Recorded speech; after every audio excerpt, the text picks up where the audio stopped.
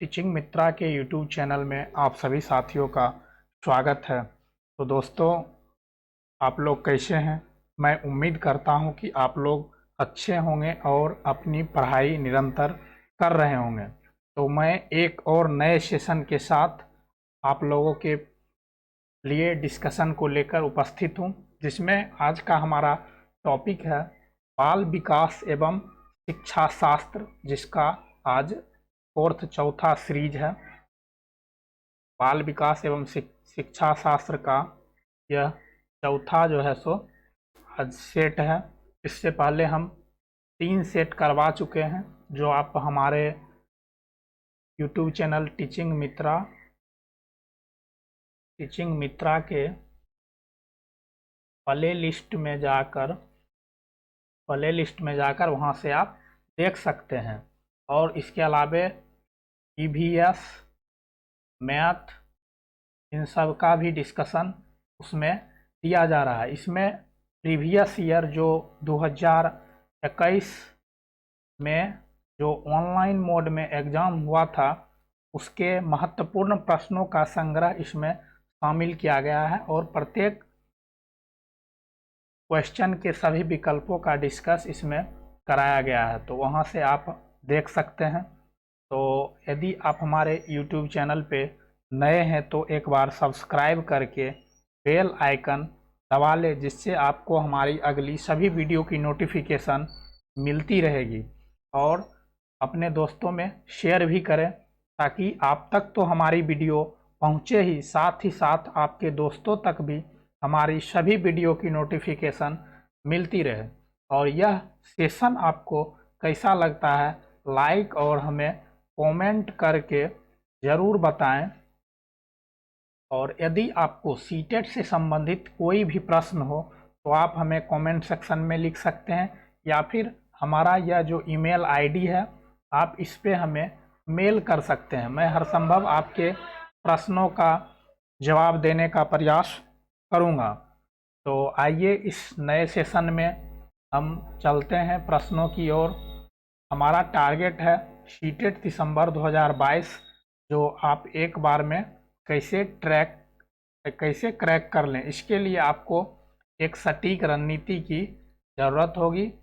सटीक रणनीति, और साथ ही साथ आप इसके अनुसार अपना जो अध्ययन है उसको निरंतर जारी रखेंगे, क्योंकि यदि आप निरंतर जारी अध्ययन नहीं रखेंगे तो आप फिर पीछे वाला जो पढ़े हैं वह भूलते चले जाएंगे, फिर आपको परेशानी होगी। तो आइए हम चलते हैं डिस्कशन की ओर। क्वेश्चन नंबर एक है कि एक बच्चा पेंसिल पकड़ने और लिखने से पहले वह गेंद फेंकने की क्षमता पा लेता है। यह स्थिति विकास के किस सिद्धांत की ओर इशारा करती है? तो आपका ऑप्शन है शीर्षगामी, जिसको कि सेफेलोकॉडल बोला जाता है। यह है अधोगामी, जिसको प्रोक्सिमोडिस्टल बोला जाता है। विकास क्रम की एकरूपता, एकीकरण का सिद्धांत। तो यह जो है विकास, बच्चा पहले पेंसिल पकड़ना और उसके बाद वह लिखना सीख लेता है। तो वह जो पेंसिल पकड़ना और लिखना से पहले वह गेंद फेंकना सीखता है। तो गेंद फेंकने में पहले वह पूरी हाथों का इस्तेमाल करता है।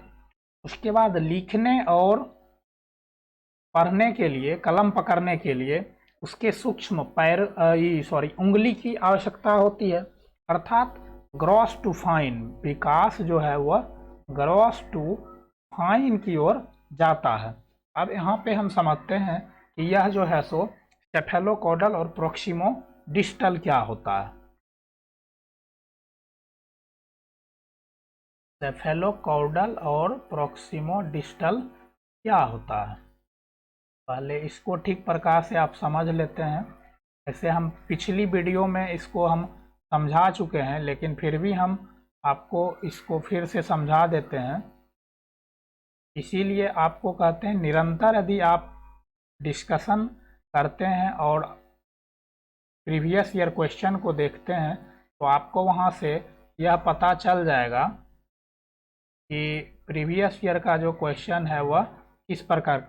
तो यह जो एक मनुष्य है, तो एक होता है सेफेलोकॉडल जो कि हेड टू टोइज आता है, यह होता है सेफेलोकॉडल। यह जो विकास है, यह विकास हेड टू टो अर्थात सर से या सिर से पैर की तरफ विकास जाता है, विकास होता है।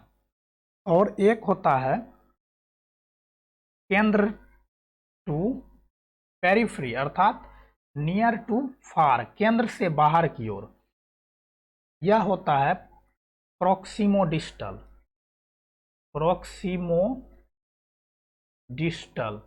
इसको बोलते हैं हम अधोगामी अर्थात समीपस्थ दूरस्थ विकास। तो इसमें जो होता है, इसमें पहले बच्चा पूरी हाथ का उपयोग करता है। इससे पहले भी जब बच्चा जन्म लेता है तो वह जिस समय रोता है तो वह हाथ भी हिलाता है, पैर भी हिलाता है, अर्थात वह जो है सो पूरी बॉडी से क्रिया करता है। फिर वह धीरे धीरे रोने लगता है तो हाथ पैर पे उसका कंट्रोल हो जाता है। तो बच्चा जब कोई काम करना प्रारंभ करता है तो उस काम के अंतर्गत वह पहले पूरी हाथ का उपयोग करता है, उसके बाद वह उंगली का उपयोग करना सीखता है, अर्थात वह gross to fine motor skill की तरफ बढ़ता है। तो यह जो आपका विकास होगा, यह विकास होगा अधोगामी प्रोक्सिमो डिस्टल। इसका जो आपका आंसर होगा वो होगा प्रोक्सिमो डिस्टल, क्योंकि इसमें केंद्र से बाहर की ओर, बाहर की ओर अर्थात ग्रॉस टू फाइन यह विकास होता है। मतलब यह सूक्ष्म की ओर बढ़ता है, पहले पूरे बॉडी से काम करता है, फिर वह धीरे धीरे एक पार्टिकुलर अंग पे अपना काम करना शुरू करता है, वह उसके तरफ बढ़ते जाता है। तो यह आप अच्छी तरह से समझ गए होंगे कि सेफेलोकॉडल और प्रोक्सिमोडिस्टल जो विकास का दिशीय नियम है, तो इसके अंतर्गत बच्चा यदि पेंसिल पकड़ने और लिखने से पहले गेंद फेंकने की क्षमता पा लेता है, यह स्थिति विकास के किस सिद्धांत की ओर इशारा करती है। तो यह जो होगा वो प्रोक्सिमोडिस्टल होगा, ऑप्शन नंबर बी। अब है गत्यात्मक और संज्ञानात्मक विकास डैश होता है। तो गत्यात्मक मोटर डेवलपमेंट और कॉग्निटिव डेवलपमेंट, यह जो विकास है, यह यहाँ पे ध्यान दीजिएगा, यहाँ पे विकास लिखा हुआ है अर्थात डेवलपमेंट लिखा हुआ है। तो यह जो है सो यह संपूर्ण जीवन काल के दौरान होता है। विकास वह प्रक्रिया है जो विकास जो है सो वोम्ब टू टोम्ब अर्थात गर्भ से लेकर कब्र तक जाती है। लेकिन यदि यहीं पे वृद्धि लिखा हुआ रहता तो वृद्धि वह प्रक्रिया है जो एक नियत समय के पश्चात रुक जाती है। यदि कोई मनुष्य का एज 25 हो गया अर्थात, तो इसका अब जो है सो लंबाई मोटाई तो बढ़ सकता है लेकिन लंबाई नहीं बढ़ेगा, अर्थात इसका जो वृद्धि है वह अब रुक जाएगा। लेकिन इसी के अकॉर्डिंग यदि डेवलपमेंट की हम बात करते हैं तो डेवलपमेंट विकास एक ऐसा फैक्टर है जो कि गर्भ से लेकर कब्र तक जाती है। अर्थात गर्भ में जिस समय बच्चा का गर्भधारण होता है, बच्चे का विकास वहीं से प्रारंभ हो जाता है और यह मृत्यु तक कुछ ना कुछ उसका डेवलपमेंट होते रहता है। तो इस ऑप्शन का आंसर ऑप्शन नंबर डी होगा, संपूर्ण जीवन काल के दौरान। अब है बच्चों के प्राथमिक समाजीकरण के लिए निम्नलिखित में से कौन सी संस्था जिम्मेदार है। तो हम आपको बताए हुए हैं प्राथमिक और सेकेंडरी, एक होता है प्राइमरी, एक होता है सेकेंडरी। समाजीकरण के दो स्टेजेज हैं, दो चरण हैं या दो पहलू हैं। पहला है प्राइमरी स्टेज और दूसरा है सेकेंडरी स्टेज। तो प्राइमरी के अंतर्गत फैमिली, परिवार आते हैं, पियर्स अर्थात साथी समूह आते हैं, और समाज, क्योंकि बच्चा सबसे पहले अपना जो है सो ज़्यादातर समय अपने परिवार में बिताता है।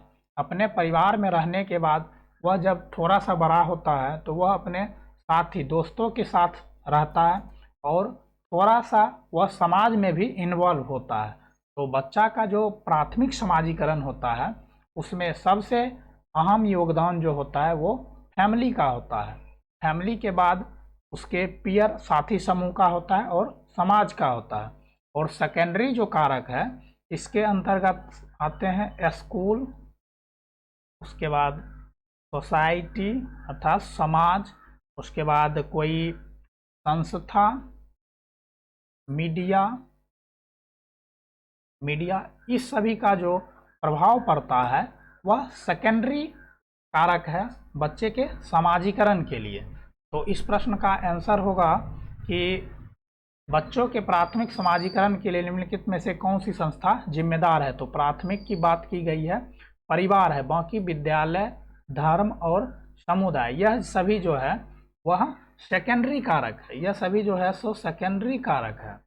मेन कारक है परिवार, क्योंकि जिस समय से बच्चे का जन्म होता है वहाँ से लेकर जब तक वह स्कूल जाना प्रारंभ होता है तब तक का वो उसका सारा जो है सो सबसे ज़्यादा वह अपना टाइम स्पेंड करता है अपने परिवार में।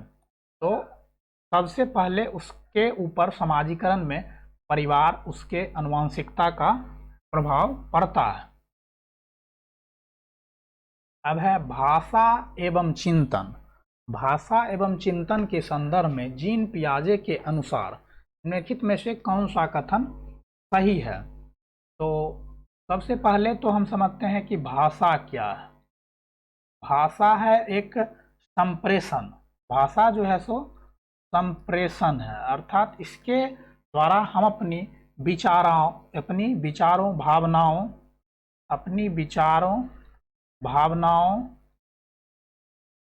भावनाओं को व्यक्त कर पाते हैं। यदि हमारे पास मान लिया जाए, यदि ऐसा आप सोचिए कि यदि आपके पास भाषा नहीं होता तो फिर आप अपने विचारों को कैसे प्रकट कर सकते हैं। यह जो है सो हमारे विचार, कल्पना शक्ति और तर्क को काफ़ी बेहतर बनाती है। यह जो भाषा है यह हमारे विचार, कल्पना शक्ति, तर्क को बेहतर बनाते हैं। अब इसके संदर्भ में जीन पियाजे के अनुसार क्या कहना है। जीन पियाजे महोदय ने भाषा के संदर्भ में क्या कहे हैं। तो जीन पियाजे महोदय का कहना है, जीन पियाजे का कहना है कि भाषा का विकास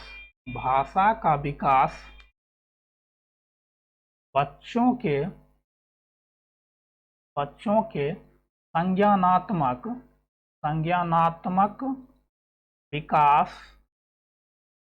संज्ञानात्मक विकास के द्वारा होता है। जिस प्रकार से बच्चों में तर्क शक्ति, कल्पनाशीलता, उसके बाद संज्ञान की विकास होता है, संज्ञान का जो विकास होता है, उसी प्रकार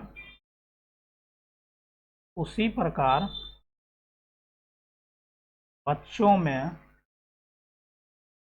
में भाषा का विकास होता है। अर्थात बच्चा का जो भाषा का विकास होता है, वह पियाजे का कहना है कि संज्ञानात्मक विकास जिस प्रकार से होता है, उस प्रकार से बच्चों में भाषा का विकास होते जाता है। जिस प्रकार से बच्चों में समझ विकसित होती है, उसी प्रकार से बच्चा में भाषा का विकास होता है।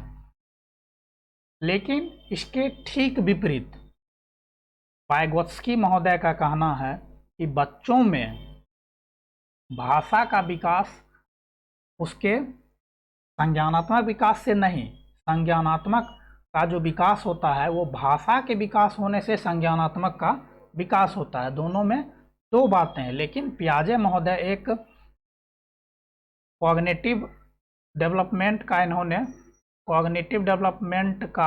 इन्होंने जो है सो चरण बताए हैं। तो ये एक संज्ञानवादी सिद्धांत के विचारधारा के साइकोलॉजिस्ट हैं।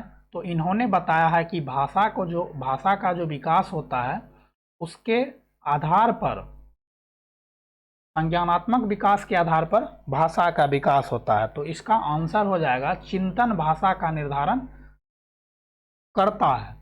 अर्थात जब बच्चे में तर्क करने की क्षमता, सोच विकसित करने की क्षमता जब आ जाती है, तब भाषा का विकास होता है। भाषा चिंतन का निर्धारण करती है। यह वाइगोत्स्की महोदय का कहना है। पियाजे महोदय का कहना है कि चिंतन भाषा का निर्धारण करता है। तो आप यहाँ तक समझ गए होंगे। हमारा यह सेशन आपको कैसा लगता है, आप हमें लाइक और कमेंट करके ज़रूर बताएं। और यदि आप हमारे यूट्यूब चैनल पे नए हैं तो एक बार सब्सक्राइब करके बेल आइकन को दबा लें, जिससे आपको हमारी सभी वीडियो की नोटिफिकेशन मिलती रहेगी। चलिए अगले वीडियो पे चलते हैं। 2 गिलास में समान मात्रा में जल है, परंतु अन्नू सोचती है कि लंबे गिलास में छोटे और चौड़े गिलास से अधिक जल है। जीन पियाजे के अनुसार अन्नू की सोच का आधार क्या है? तो यह जो अन्नू सोचती है कि 2 अलग अलग आकार के गिलास हैं और दोनों में समान मात्रा में जल भरा हुआ है, लेकिन वह गिलास को देखकर उस पानी के वॉल्यूम को नहीं समझ पाती है। अर्थात वह जो है सो गिलास के किसी एक बिंदु पर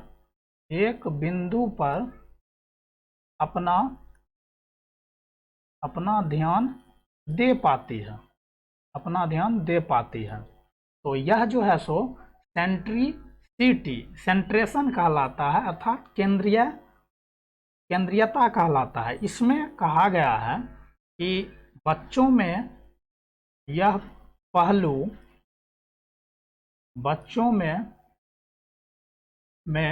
किसी एक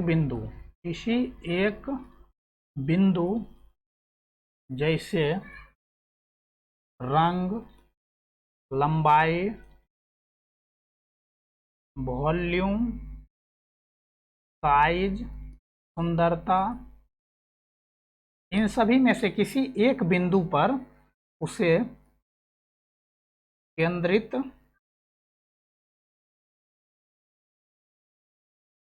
करके रखता है।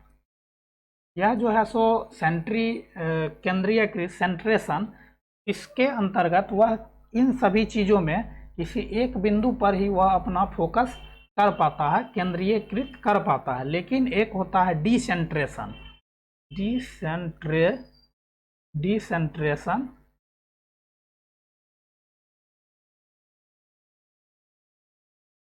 एक होता है डिसेंट्रेशन। तो इसके अंतर्गत बच्चा जो है सो, इसे बोलते हैं विकेंद्रीकरण। यह जो है सो केंद्रीयता के बिल्कुल विपरीत है। इसमें बच्चे एक से ज़्यादा पहलू पर वह अपना ध्यान आकृष्ट कर पाता है। तो इसे आप समझ गए होंगे कि इस प्रकार का सोच जो है सो बच्चे में कैसे होता है कि वह वॉल्यूम को नहीं समझ पाता, वह ग्लास के साइज को देखकर वह यह नहीं सोच पाता है कि किसमें पानी कम है और किसमें ज़्यादा है। जीन पियाजे के अनुसार यह जो सोच है वह केंद्रीयता कहलाता है। अब है पियाजे के संज्ञानात्मक विकास के सिद्धांत के अनुसार प्रतिवर्ती क्रिया को उल्टे क्रम में कर पाना, अर्थात पानी जो है सो बर्फ बन जाता है और पुनः बर्फ जो है सो पानी बन जाता है। अर्थात दोनों तरफ से तर्क कर पाना, उल्टे प्रतिवर्ती क्रिया। यह जो चरण है यह मूर्त संक्रियात्मक अवस्था में बच्चों में आ पाता है। इससे पहले पूर्व संक्रियात्मक अवस्था में इस तर्क का अभाव रहता है, वह इस प्रकार के तर्क नहीं कर पाते हैं। मूर्त संक्रियात्मक अवस्था में बच्चों में तर्क करने की क्षमता की शुरुआत होती है। वह यहीं से तर्क करना सीख जाता है और धीरे धीरे वह तर्क करने लगता है। तो इसका जो आंसर होगा वह मूर्त संक्रियात्मक चरण होगा। अब है लीव वाइगोत्स्की द्वारा दिए गए बच्चों के विकास का सिद्धांत किस पर आधारित है। तो लीव वाइगोत्स्की के द्वारा बच्चा का जो विकास होता है वह किस सिद्धांत पर आधारित है।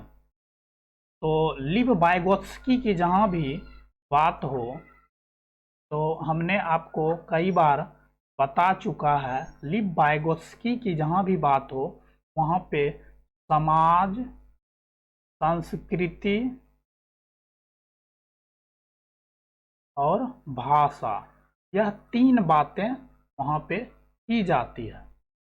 यदि इस तीन में से कोई भी बात आपको ऑप्शन में हो तो आपको वही आंसर करना है। तो लीव वाइगोत्स्की के अनुसार बच्चों के विकास के सिद्धांत किस पर आधारित है। तो परिपक्वता और संस्कृति, यहाँ संस्कृति है, परिपक्वता तो नहीं होगा। भाषा और भौतिक जगत, यह भी नहीं होगा। भाषा और संस्कृति, आपका आंसर ऑप्शन नंबर सी होगा, भाषा और संस्कृति। ज्यों ही आपको किसी भी प्रश्न में लीव वाइगोत्स्की के द्वारा कोई भी सिद्धांत के बारे में कहा जाता है वहाँ पे सीधा SCL, सोशल, कल्चर और लैंग्वेज, यही तीन चीज़ की इन्होंने प्रमुखता से, गंभीरता से इन्हीं चीज़ों पे उन्होंने बात किए हैं कि बच्चा का जो विकास है उस पर समाज का प्रभाव पड़ता है, संस्कृति का प्रभाव पड़ता है और भाषा का प्रभाव पड़ता है। इससे हटकर उन्होंने कोई भी बात नहीं कही है। अब है जेंडर एक डैश अवधारणा है। तो जेंडर जो है, जेंडर, इसका अर्थ एक लिंग भी होता है, सेक्स। तो आपको जब इस प्रकार का प्रश्न आए और यदि आप हिंदी में एग्जाम दे रहे हैं तो आप एक बार यह देख लीजिएगा कि यदि आपको हिंदी में जेंडर नहीं लिखा हुआ है, यदि आपको यहाँ पे लिंग लिखा हुआ है, तो इसके इंग्लिश वर्जन में जाके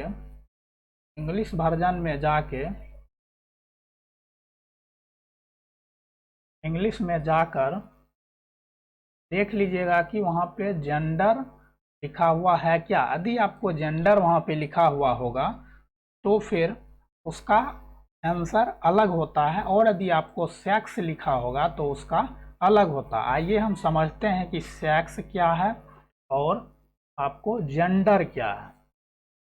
तो सेक्स जो है वह एक बायोलॉजिकल, सेक्स जो है सो बायोलॉजिकल अर्थात जैविक जो है सो संरचना है, जैविक संरचना है। यह ईश्वर के द्वारा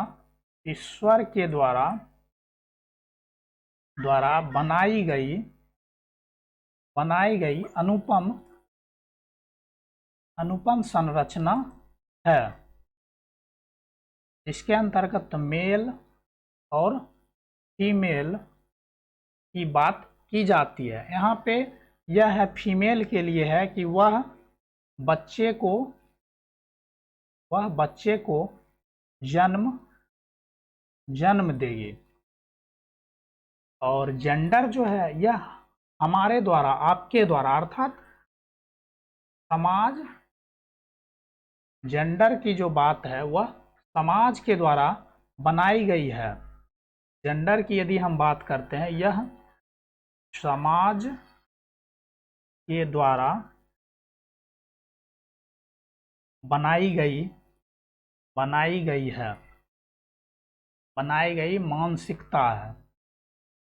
मानसिकता है कि लड़का है तो वह ऐसे कपड़ा पहनेगा, इस तरह से बाल रखेगा, बाल छोटा रखेगा और कपड़ा अलग पहनेगा,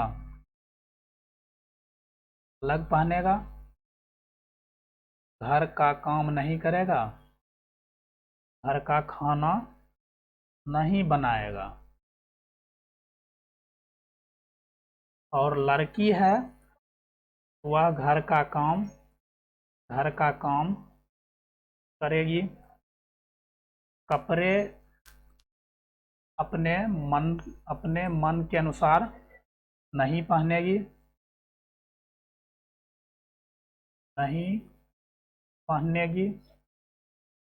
वह बाल बड़ा रखेगी।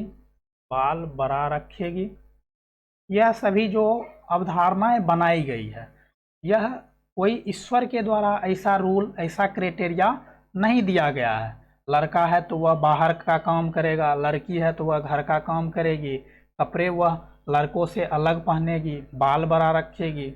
इस प्रकार की जो रूल है, इस प्रकार की जो रूल बनाई गई है, यह हमारे द्वारा, आपके द्वारा, समाज के द्वारा बनाई गई है। तो इसी को जेंडर बोला जाता है। तो यहाँ पे है जेंडर एक अवधारणा है, डैश अवधारणा है, तो यह एक सामाजिक अवधारणा है, क्योंकि यह जो है सो समाज के द्वारा बनाई गई एक मानसिकता है कि लड़का है तो वह इस प्रकार का काम नहीं कर पाएगा, लड़की है तो वह घरेलू काम करेगा, वह बाहर नहीं जाएगी, बाहर जाकर वह नहीं पढ़ेगी। अन्य तरह के जो कई बातें हैं वह हमारे द्वारा, आपके द्वारा, हमारे पूर्वजों के द्वारा समाज में बनाई गई एक कुरीतियां हैं। हम लोगों को इससे हटके, अलग हटके इस पे बातें करना चाहिए। हम लोगों को इससे अलग हटके बातें करना चाहिए, जिससे कि जेंडर जो एक है, जो एक समाज के लिए अभिशाप है, यह धीरे धीरे समाप्त हो और हमारा जो अगला जनरेशन हो उसमें इस तरह की कोई बातें सामने नहीं आए।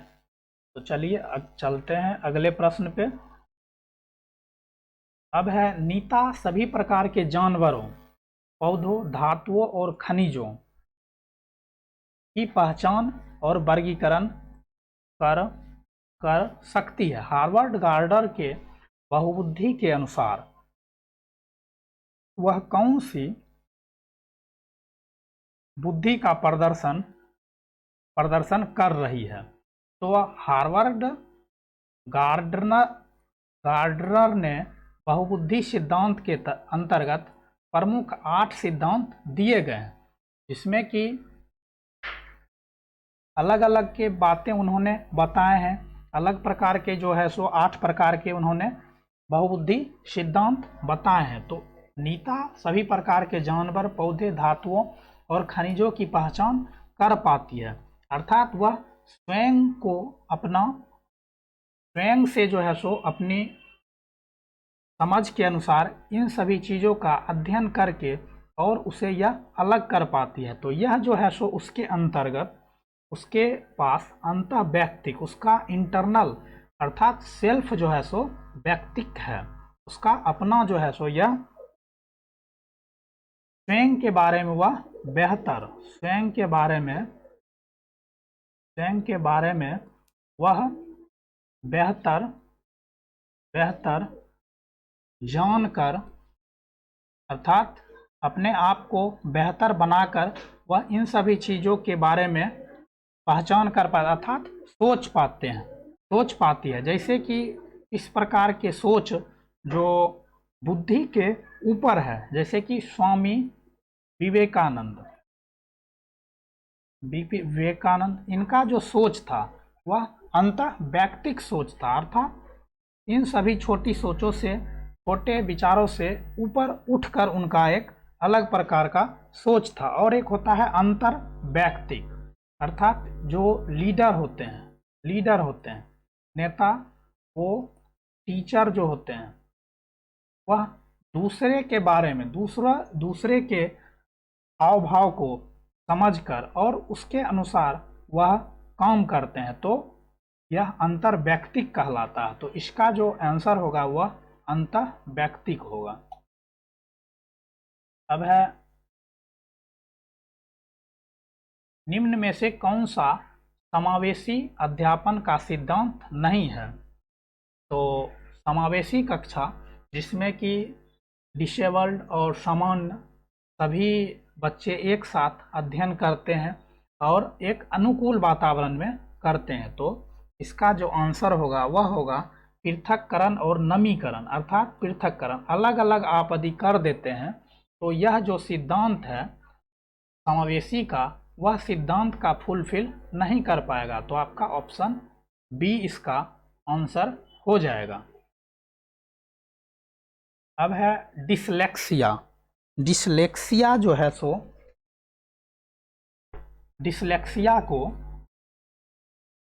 निम्न में से किस वर्ग में सम्मिलित किया गया? तो डिसलेक्सिया यह एक पठन विकार है, अर्थात अधिगम विकार है। इसका ऑप्शन ए होगा। इसमें और भी बहुत चीजें हैं, जैसे कि डिसग्राफिया यह लेखन विकार है, उसके बाद डिस्फेजिया या फिर अफेजिया। डिसफेजिया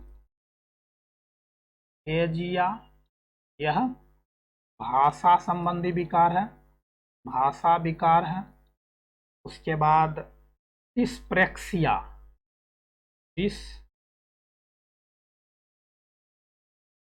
डिस्प्रेक्सिया यह गत्यात्मक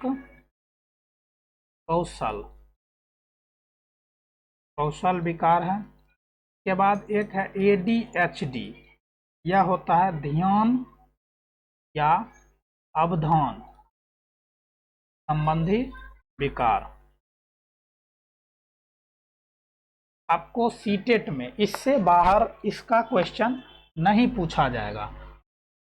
यह क्वेश्चन जो है डिसलेक्सिया, डिसग्राफिया, डिस्फेजिया डिस्प्रैक्सिया और ADHD, आप किसी भी शिफ्ट को उठाकर देख लीजिए, इससे 1 से 2 मार्क्स पक्का आपको मिलने वाले हैं, क्योंकि यह प्रत्येक शिफ्ट में पूछा जाता है।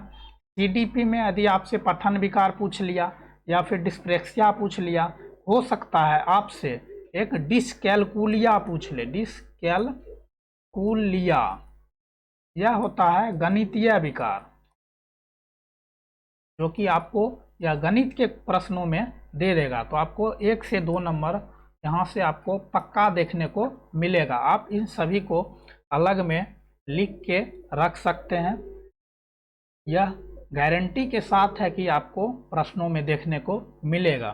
तो दोस्तों, यह सेशन आपको कैसा लगता है, आप हमें लाइक और कमेंट करके ज़रूर बताएं और आप अपने दोस्तों में शेयर भी करें। अब है, एक प्रगतिशील स्कूल में दी गई शिक्षा बच्चों को डैश बनाती है। एक प्रगतिशील स्कूल है जहाँ पे बच्चों का सभी प्रकार से विकास किया जाता है, बच्चों का खास ख्याल रखा जाता है। वहाँ पे देखते हैं ऑप्शन, सक्रिय अन्वेषक, सक्रिय अनुयायी, निष्क्रिय अनुयायी, निष्क्रिय अन्वेषक। यह दो तो नहीं होगा। अनुयायी, अनुयायी मतलब शिष्य होता है, सक्रिय शिष्य। शिष्य बना करके क्या फायदा, बच्चा का तो विकास करना है कि वह आगे बढ़कर किसी एक क्षेत्र में या जो क्षेत्र में उसकी रुचि हो उसमें जाके वह एक अच्छा कुशल नागरिक बन सके। तो इसके लिए जो ऑप्शन होगा वह सक्रिय अन्वेषक होगा। अन्वेषक मतलब होता है खोजकर्ता, अर्थात वैज्ञानिक को भी हम अन्वेषक के रूप में बोल सकते हैं। अन्वेषक जो कि आविष्कारक होता है।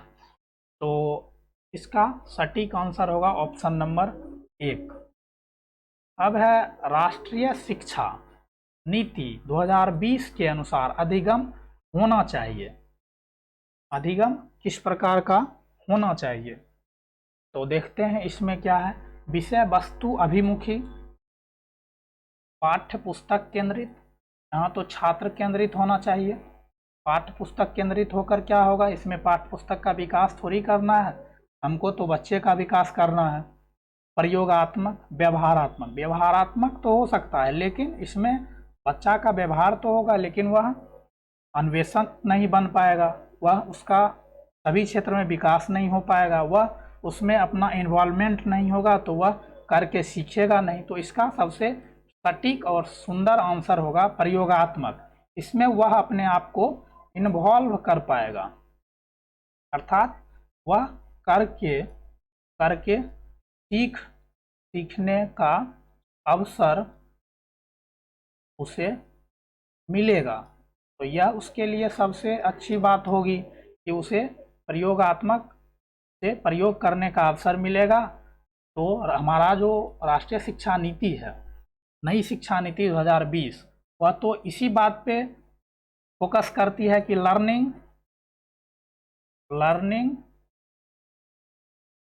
बाय डूइंग, अर्थात करके सीखना। अब है, परीक्षा के शुरू होने के पहले तन्वी गहरे लंबे श्वास भरती है। दुश्चिंता से निपटने के लिए वह डैश तकनीक का इस्तेमाल कर रही है। तो समस्या समाधान, भाव नियमन, वह अपना भाव नियमन अर्थात अभाव अपना जो है सो एक कर रही है परीक्षा से पहले, का आंसर यही होगा। अब है आज के सेशन का सबसे लास्ट क्वेश्चन, निम्नलिखित में से कौन सा क्रियाकलाप बच्चों के सीखने में उनके पूर्व ज्ञान का उपयोग नहीं करता है।